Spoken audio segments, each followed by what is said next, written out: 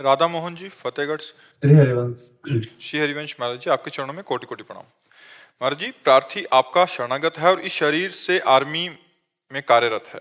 श्री जी की कृपा से जम्मू कश्मीर में उन सैनिकों को ट्रेनिंग देने का सौभाग्य प्राप्त हुआ है जो आतंकवादियों को मारते हैं।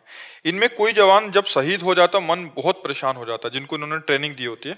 आप श्री के मुख से एक महाराज जी कोई ऐसे जो ट्रेनिंग कर रहे हैं उस ट्रेनिंग में जोड़ना चाहता हूं, जिससे सैनिक नाम जप और ट्रेनिंग में अच्छा ध्यान लगाकर अपने लक्ष्य को सफलता प्राप्त। पहली बात तो ये ध्यान देनी है कि सैनिक की अकाल मृत्यु नहीं होगी, क्योंकि वो देशभक्ति के लिए प्राण समर्पित किए हुए है।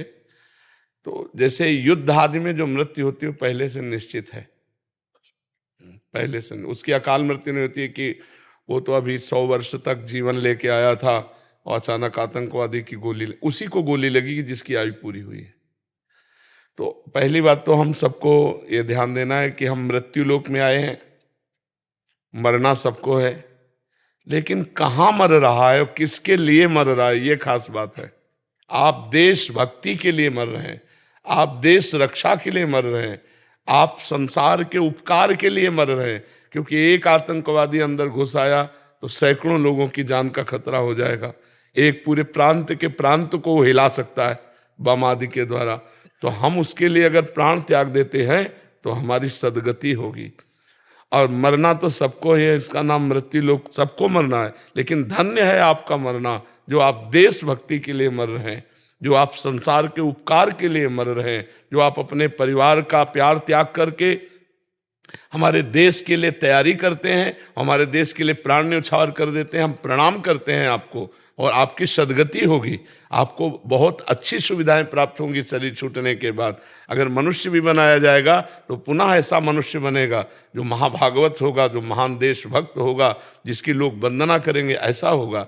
इसलिए निराश नहीं होना चाहिए, खूब अच्छे से ट्रेनिंग में ध्यान दो और मनाओ कि हम देशभक्ति के लिए बलिदान हो जाएं। मरना तो सबको है, हम ऐसी जगह मरें जहां हम तिरंगे में लिपट करके हमें सलूट किया जाए। तो धन्य है उनका जीवन जो वीर गति को प्राप्त होते हैं। ये वीर गति है जो शत्रुओं को ललकार कर परास्त करते हुए शरीर छोड़ता है। पहली बात, अगर बिल्कुल भजन नहीं तो भी स्वर्ग को प्राप्त होता है, अगर कहीं राधा राधा राधा भजन कर रहा है तो भगवान को सीधे प्राप्त होता है।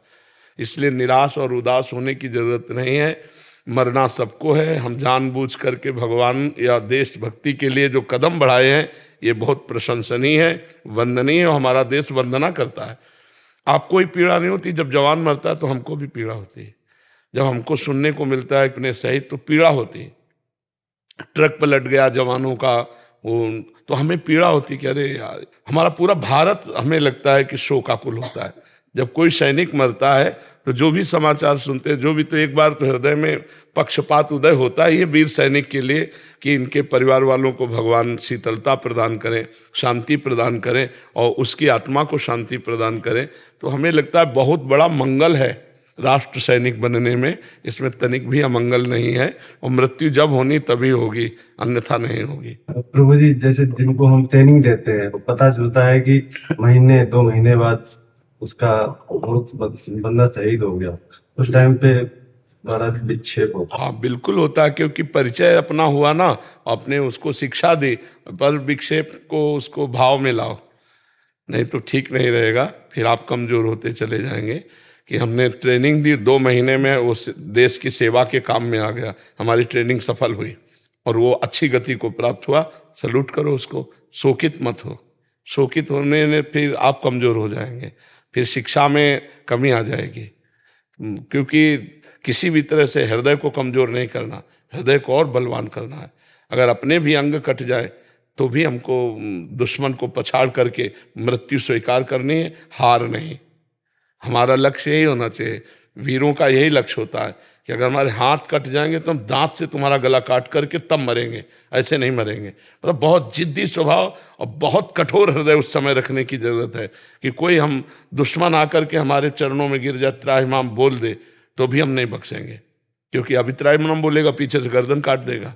बहुत कठोर हृदय चाहिए। ऐसे ही करते हैं। हाँ, वो आते पता नहीं चलता किधर से हैं क्या है, कोई दूसरा पैसा ऐसा लगेगा ये कोई गांव वाला बंदा है, बिल्कुल। और वो कुछ ऐसा कर देंगे, वो पता लगेगा गांव वाले तो हम लोग कुछ करते नहीं है। हाँ वो अपनी एक्टिविटी करके एकदम भाग गए, बिल्कुल बिल्कुल, वो उसको छुप के, अपनी क्षति हो जाती। बिल्कुल बिल्कुल बिल्कुल। लेकिन आप बहुत बड़े कार्य में हो, आप प्रसन्न मुद्रा में अपने कार्य में पूर्ण रूप से तत्परता पूर्वक लगिए, उदास या निराश या हताश होने की जरूरत नहीं।